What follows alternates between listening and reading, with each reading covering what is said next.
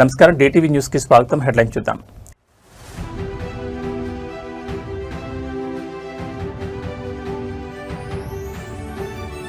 ప్రకాశం జిల్లా పొగాకు రైతులకు సీఎం చంద్రబాబు బిగ్ రిలీఫ్, ధర తగ్గకుండా కొనుగోలు చేయాలని ఆదేశం.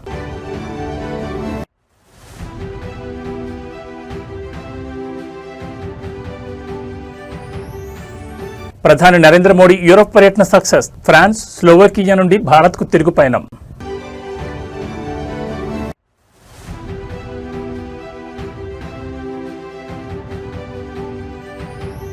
గొర్రంగూడ సభలో CM Revanth Reddy open challenge, ఎవరు అడ్డుపడినా మూసీ ప్రక్షాళన, ఫ్యూచర్ సిటీ ఖాయం.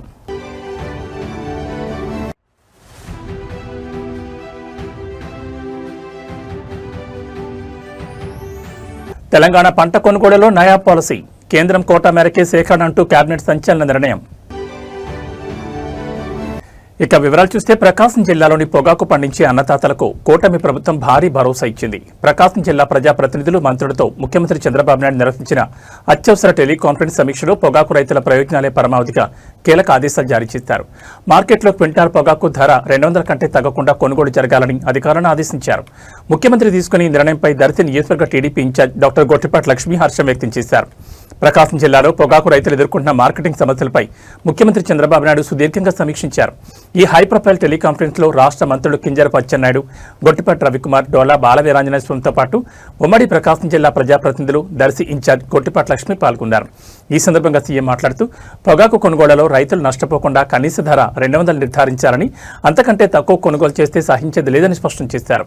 మార్కెట్లలో సిండికేట్ గా మారి రైతుల రక్తం తాగే దళార్లపై క్రిమినల్ చర్యలు తీసుకోవాలని అధికారులను ఆదేశించారు. ముఖ్యమంత్రి తక్షణమే స్పందించి ఆదేశాలు ఇవ్వడంపై జిల్లా వ్యాప్తంగా హర్షాతిరేకాలు వ్యక్తమవుతున్నాయి. ఇది నిజంగా ప్రకాశం జిల్లా అన్నదాతలకు శుభవార్తని గొట్టిపాటి లక్ష్మి పేర్కొన్నారు. ఎకరాకు వేలాది రూపాయలు పెట్టుబడి పెట్టి మార్కెట్లో దళార్ల చేతిలో మోసపోతున్న పొగాకు రైతులకు సీఎం చంద్రబాబు 200 కనీస ధర హామీ పెద్ద ఊరటనిచ్చింది. ఈ ఆదేశాల అమలుపై క్షేత్రస్థాయిలో అధికారులు కసరత్తు మొదలుపెట్టారు.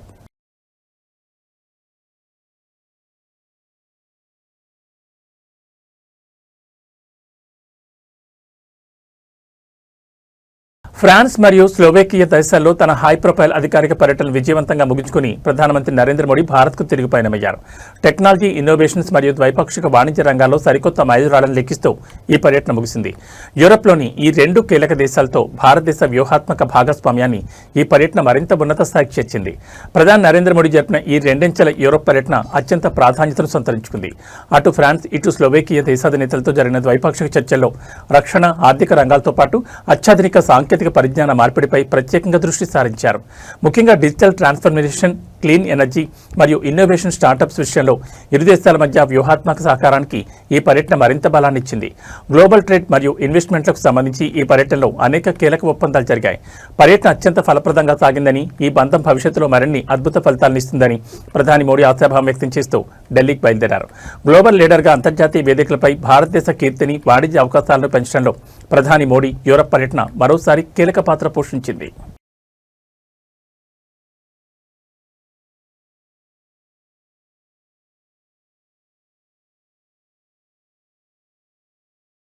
రంగారెడ్డి జిల్లా గొర్రంగూడ బహిరంగ సభ సాక్షిగా ముఖ్యమంత్రి రేవంత్ రెడ్డి ప్రతిపక్షాలకు, ల్యాండ్ గ్రాబర్స్ కు ఊహించని రేంజ్లో వార్నింగ్ ఇచ్చారు. ఎవరు అడ్డుపడినా, ఎలాంటి విమర్శలు చేసినా మూసీ ప్రక్షాళన, భారత్ ఫ్యూచర్ సిటీ ప్రాజెక్టులను నిర్మించి తీరుతామని సంచలన వ్యాఖ్యలు చేశారు. అభివృద్ధిని అడ్డుకునే వారిపై అత్యంత ఘాటు పదజాలంతో విరుచుకుపడ్డ సీఎం రేవంత్ రెడ్డి కామెంట్స్ ఇప్పుడు రాష్ట్ర వ్యాప్తంగా పెను సంచలనంగా మారాయి. గొర్రంగూడ సభలో పబ్లిక్ను ఉద్దేశించి మాట్లాడిన రేవంత్ రెడ్డి హైదరాబాద్ మరియు రంగారెడ్డి జిల్లాల భవిష్యత్తును మార్చే గ్లోబల్ ప్రాజెక్టులపై తన సంకల్పాన్ని చాటారు. గండిపేట నుంచి గౌరెల్లి వరకు 55 కిలోమీటర్ల మేర మూసీ నదిని అంతర్జాతీయ స్థాయిలో సుందరీకరించి తీర్తామన్నారు. ఇదే సమయంలో చెరువులు, నాలాలను ఆక్రమించే ఎంతటి వారినైనా వదిలేది లేదని, ఆక్రమణదారుల తోడు తీస్తామంటూ తీవ్రస్థాయిలో హెచ్చరించారు. ఇక ప్రతిష్టాత్మక భారత్ ఫ్యూచర్ సిటీ ప్రాజెక్టు గురించి మాట్లాడుతూ ఎవరు ఏడ్చినా, ఆఖరికి ఎండ్రిన్ తాగి చచ్చినా ఫ్యూచర్ సిటీని కట్టి తీరుతాం, అంతర్జాతీయ టాప్ కంపెనీలను ఇక్కడికి తీసుకొస్తామంటూ విపక్షాల విమర్శలకు అత్యంత ఘాటుగా సమాధానమిచ్చారు.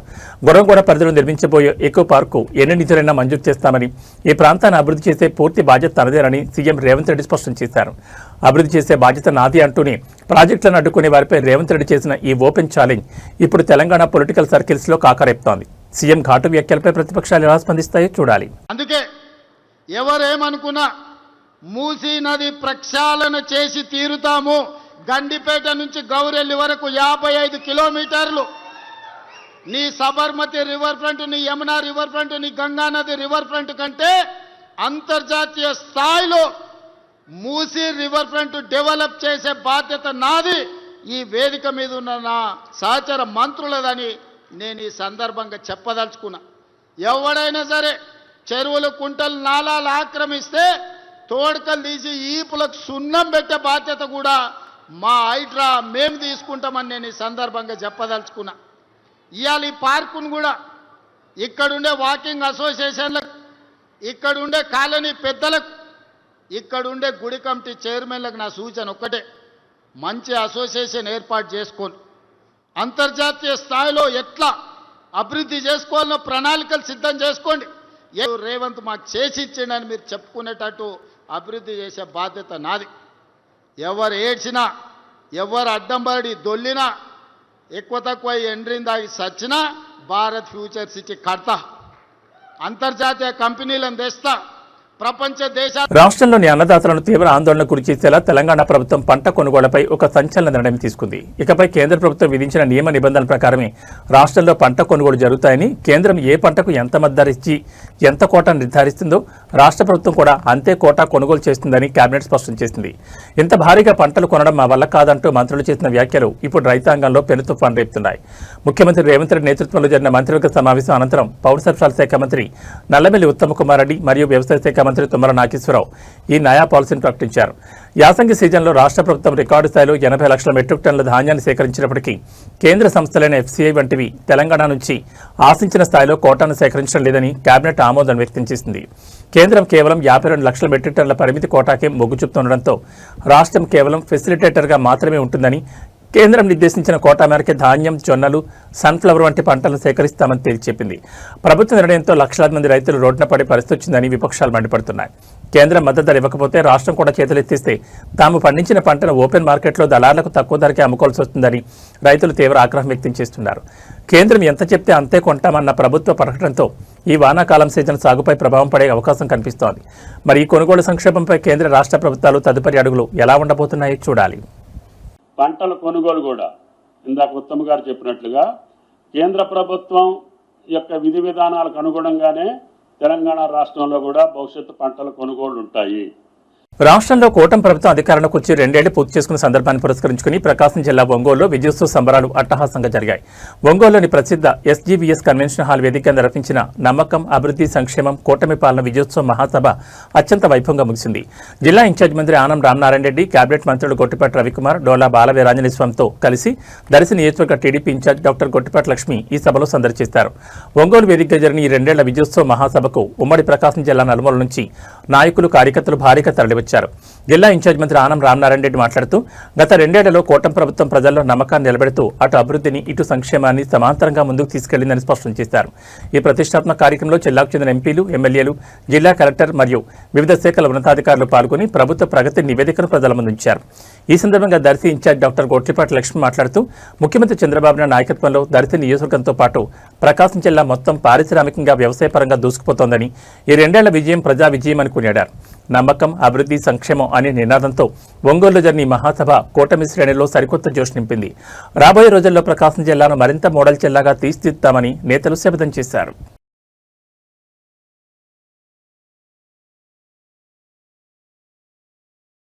జనసేన పార్టీ నూతన కార్యాలయాల ప్రారంభోత్సవాల నేపథ్యంలో సోషల్ మీడియా వేదికగా ఆ పార్టీ శ్రేణులు, అభిమానులు షేర్ చేస్తున్న ఒక ఎమోషనల్ పోస్ట్ ఇప్పుడు నెట్టింట విపరీతంగా ట్రెండ్ అవుతోంది. జనసేన పార్టీ ప్రారంభించే ప్రతి కొత్త ఆఫీస్ కేవలం ఇటుకలు, సిమెంట్తో కట్టిన భవనం కాదు.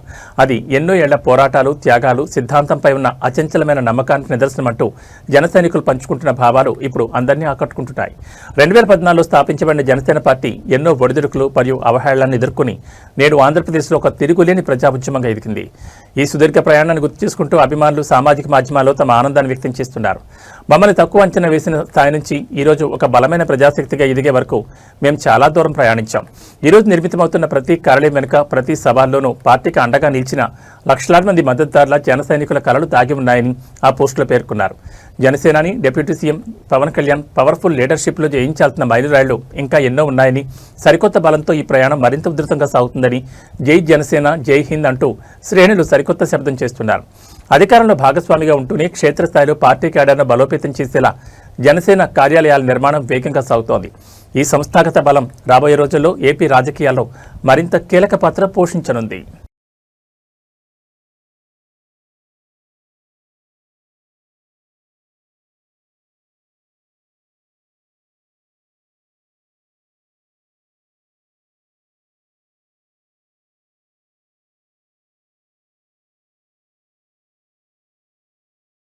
హైదరాబాద్లో పన్నీరు ప్రియుల ఆరోగ్యానికి తీవ్ర ముప్పు పొంచి ఉందనే చేదు నిజం బయటపడింది. నగరంలో పన్నీర్ వినియోగం భారీగా పెరిగిన నేపథ్యంలో నిన్న హెచ్ఫాస్ట్ అధికారులు ఏకంగా 45 కేంద్రాల్లో ఏకకాలంలో జరిపిన ఆకస్మిక తనిఖీల్లో నకిలీ పన్నీర్ గుట్టురట్టయింది. పాలతో అస్సలు సంబంధం లేకుండా కేవలం ప్రమాదకర రసాయనాలతో తయారు చేసిన వందలాది కేజీల కల్తీ పన్నీర్ను అధికారులు పట్టుకున్నారు. హైదరాబాద్లోని పలు హోటళ్లు, రెస్టారెంట్లు, ఫాస్ట్ ఫుడ్ సెంటర్లు, హోల్సేల్ మార్కెట్లకు ఈ నకిలీ పన్నీర్ సరఫరా అవుతున్నట్లు అధికారుల విచారణలో తేలింది. లాభాల కోసం పాలతో కాకుండా కృత్రిమ రసాయనాలను ఉపయోగించి ఈ పన్నీర్ను తయారు చేస్తున్నారు. నిన్న జరిగిన తనిఖీల్లో పట్టుబడిన స్టాకును చూసి ఫుడ్ సేఫ్టీ అధికారులే విస్తుపోయారు. ఈ నేపథ్యంలో మార్కెట్లో, హోటల్లో దొరికే పన్నీర్ విషయంలో ప్రజలు అత్యంత అప్రమత్తంగా ఉండాలని అధికారులు హెచ్చరించారు. వీలైనంత వరకు బయట పన్నీర్ కొనడం తగ్గించి ఇంట్లోనే స్వయంగా పాలు తెచ్చుకొని పన్నీర్ తయారు చేసుకోవడం ఆరోగ్యానికి ఎంతో సురక్షితమని హితవు పలికారు. కల్తీకి పాల్పడిన కేంద్రాల నిర్వాహకులపై క్రిమినల్ కేసులు నమోదు చేసి సీజ్ చేసినట్లు అధికారులు వెల్లడించారు. చికెన్కు ప్రత్యామ్నాయంగా వెజిటేరియన్లు ఎంతో ఇష్టంగా తినే పన్నీర్లో ఈ రేంజ్ కల్తీ బయటపడడం అందరినీ ఆందోళనకు గురిచేస్తోంది. కాబట్టి బయట తినేటప్పుడు కాస్త జాగ్రత్తగా ఉండండి.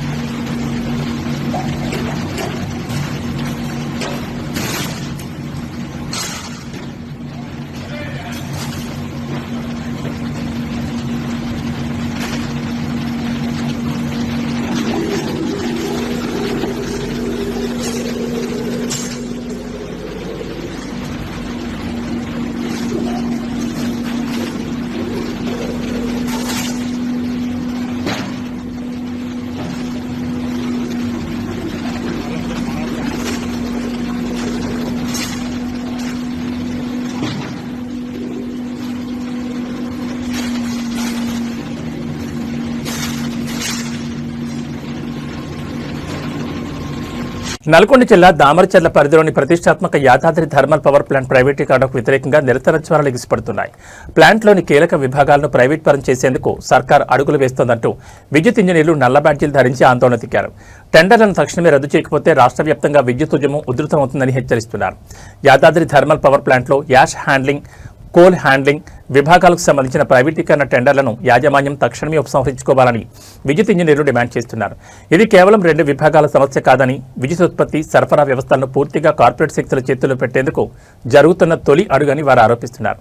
ఇవాళ యాదాద్రి ప్లాంట్తో మొదలైన ఈ ప్రైవేట్ సంస్కృతి రేపు కేటీపీఎస్, బీటీపీఎస్ లాంటి రాష్ట్రంలోని అన్ని ప్రభుత్వ పవర్ ప్లాంట్లకు విస్తరించే ప్రమాదం ఉందని నిరసనకారులు తీవ్ర ఆందోళన వ్యక్తం చేశారు. ప్రభుత్వ రంగ సంస్థలను నిర్వీర్యం చేసే ఈ విధానాలు నాపకపోతే భవిష్యత్తులో ప్లాంట్ పనులను సైతం అడ్డుకుంటామని హెచ్చరించారు. యాదాద్రి పవర్ ప్లాంట్ ప్రైవేటీకరణ అంశం ఇప్పుడు తెలంగాణ వ్యాప్తంగా ఉన్న విద్యుత్ ఉద్యోగ సంఘాల్లో చర్చనీయాంశంగా మారింది. మరి ఈ టెండర్ల వ్యవహారంపై ప్రభుత్వం మరియు జెన్కో యాజమాన్యం ఎలాంటి నిర్ణయం తీసుకుంటుందో చూడాలి.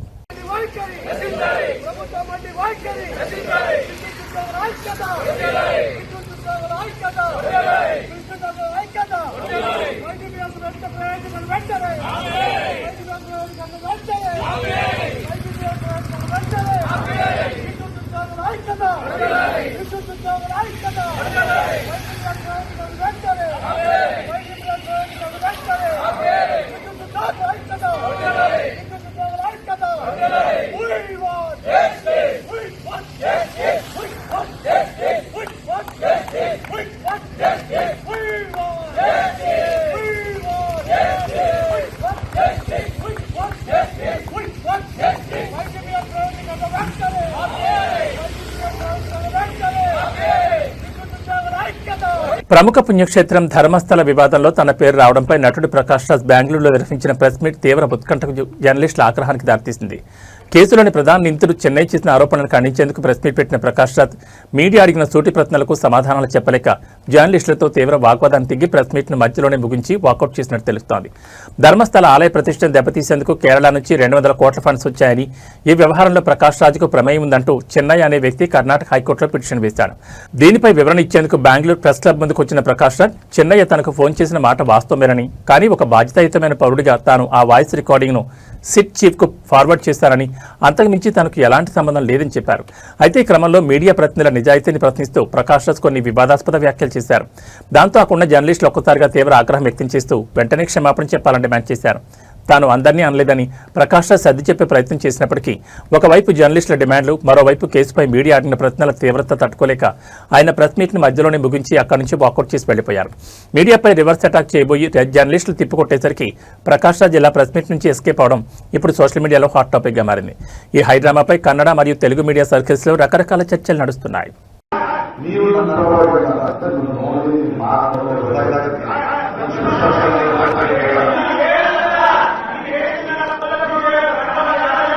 ನೀವು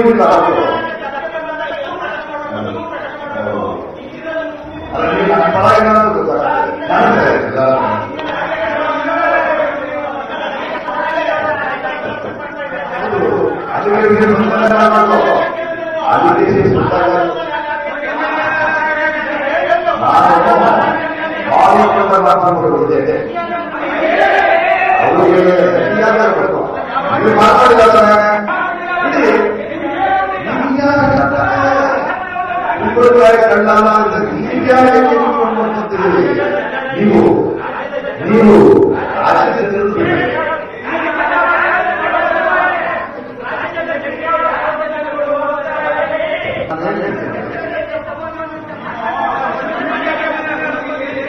కంది మండల కేంద్రం పక్కనే ఉన్న కవలంపేటలో తాగునీరు వృధాగా పోతున్నా పట్టించుకునే నాథుడే కరువయ్యాడు. గత కొన్ని రోజులుగా ఆ గ్రామంలో మిషన్ భగీరథ ట్యాంక్ నిండి వందల వేల కొద్ది లీటర్లు వృధాగా మురికి కాలువలకు పోతున్నా ప్రజాప్రతినిధులు గానీ పంచాయతీ అధికారులు గానీ చర్యలు తీసుకోవడం లేదని గ్రామస్తులు ఆరోపిస్తున్నారు.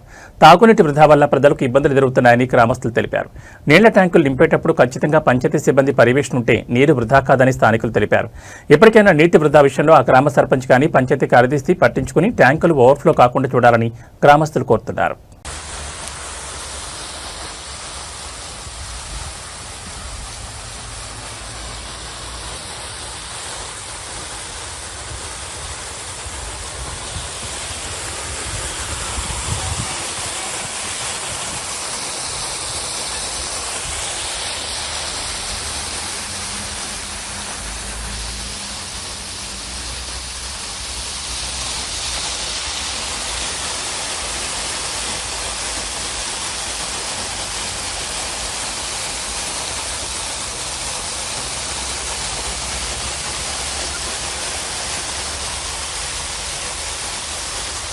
యాదాద్రి భువనగిరి జిల్లా బీబీనగర్ మండలం రాయరావుపేట గ్రామస్తులకు గతంలో ఇచ్చిన పట్టా పేపర్లు పునరుద్ధరించి అర్హులైన నిరుపేదలకు స్థలాలు కేటాయించాలని సర్పంచ్ బొర్రా రమేష్ ఆధ్వర్యంలో ఎంఆర్ఓకి వినతిపత్రం అందజేశారు.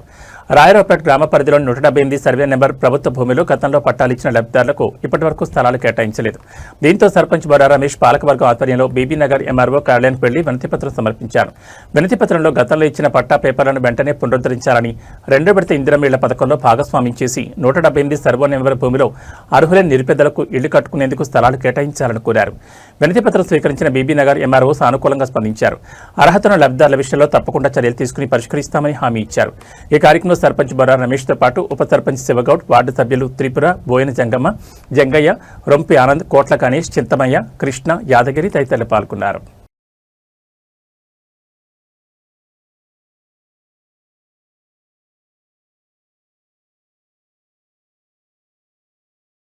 పసిడి ప్రేమికులకు మరియు సామాన్యులకు ఇది ఒక గుడ్ న్యూస్. అంతర్జాతీయ మార్కెట్లో బంగారం, వెండి ధరలు ఒక్కసారిగా భారీగా పడిపోయాయి. సుదీర్ఘకాలంగా నడుస్తున్న ఉద్రిక్తతలు తెరదించుతూ అమెరికా, ఇరాన్ దేశాలు చారిత్రాత్మక శాంతి ఒప్పందంపై సంతకాలు చేయడమే ఇందుకు ప్రధాన కారణం. ఈ ఎఫెక్ట్తో హైదరాబాద్ బులియన్ మార్కెట్లో ఇవాళ బంగారం ధరలు మునిపెన్నడూ లేనంతగా పతనమయ్యాయి. అంతర్జాతీయంగా ఏర్పడిన శాంతి వాతావరణంలో సురక్షిత పెట్టుబడిగా భావించే బంగారం వైపు నుంచి ఇన్వెస్టర్లు తమ పెట్టుబడులను ఉపసంహరించుకుంటున్నారు. దీంతో హైదరాబాద్ బులియన్ మార్కెట్లో ఇవాళ 10 గ్రాముల 24 క్యారెట్ల స్వచ్ఛమైన బంగారం ధర ఏకంగా 3,650 రూపాయల పతనమై 1,45,860 రూపాయలకు వద్దకు చేరింది. ఇక సామాన్యులు కొనుగోలు చేసే 22 క్యారెట్ల ఆభరణాల బంగారం ధర కూడా 3,350 రూపాయలు తగ్గి 1,33,700 రూపాయలుగా పలుకుతోంది. బంగారం మాత్రమే కాదు, అటు వెండి కూడా దారుణంగా పడిపోయింది. కేజీ వెండి రేటు ఏకంగా 15,000 రూపాయలు క్షీణించి 2,55,000 రూపాయలుగా నమోదైంది. అయితే తెలుగు రాష్ట్రాల్లోని వివిధ ప్రాంతాలను బట్టి ధరల్లో స్వల్ప మార్పులుండే అవకాశం ఉంది.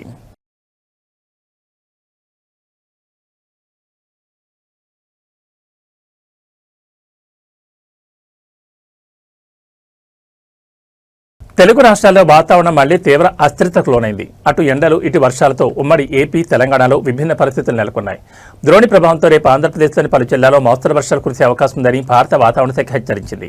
అదే సమయంలో తెలంగాణలోని పలు జిల్లాలకు ఎల్లో అలర్ట్ జారీ చేయడంతో పాటు కొన్ని ప్రాంతాల్లో తీవ్రమైన వడగాలులు వీచే ప్రమాదం ఉందని స్పష్టం చేసింది. వాతావరణంలో ఏర్పడిన ద్రోణి ప్రభావంతో రేపు ఏపీలోని ఉత్తరాంధ్ర ప్రాంతంతో పాటు కాకినాడ, ప్రకాశం, నెల్లూరు, అన్నమయ్య, చిత్తూరు, తిరుపతి జిల్లాలో ఉరుములు, మెరుపులతో కూడిన మోస్తరు వర్షాలు కురిసే అవకాశం ఉంది. మరోవైపు తెలంగాణలో ఎండ తీవ్రతతో పాటు వర్షాలు కూడా పడే ఛాన్స్ ఉంది. ముఖ్యంగా పెద్దపల్లి, జయశంకర్, భూపాలపల్లి, ములుగు, భద్రాద్రి కొత్తగూడెం, ఖమ్మం, నల్గొండ, సూర్యాపేట జిల్లాలకు వాతావరణ శాఖ ఎల్లో అలర్ట్ ఇచ్చింది. ఈ జిల్లాలో గంటకు 40 నుంచి 50 కిలోమీటర్ల వేగంతో ఈదురుగాలులు వీస్తూ అక్కడక్కడ పిడుగులతో కూడిన వర్షాలు పడొచ్చని తెలిపారు. అయితే ఇదే సమయంలో మరికొన్ని జిల్లాల్లో వడగాల్పుల ప్రభావం కూడా తీవ్రంగా ఉంటుందని, ప్రజలు మధ్యాహ్నం పూట బయటకు వచ్చేటప్పుడు తగిన జాగ్రత్తలు తీసుకోవాలని అధికారులు సూచిస్తున్నారు. ఒకేసారి అటు వేడిగాలులు, ఇటు హఠాత్తుగా వచ్చే పిడుగుల వర్షాలతో ప్రజలు అప్రమత్తంగా ఉండాల్సిన అవసరం ఎంతైనా ఉంది.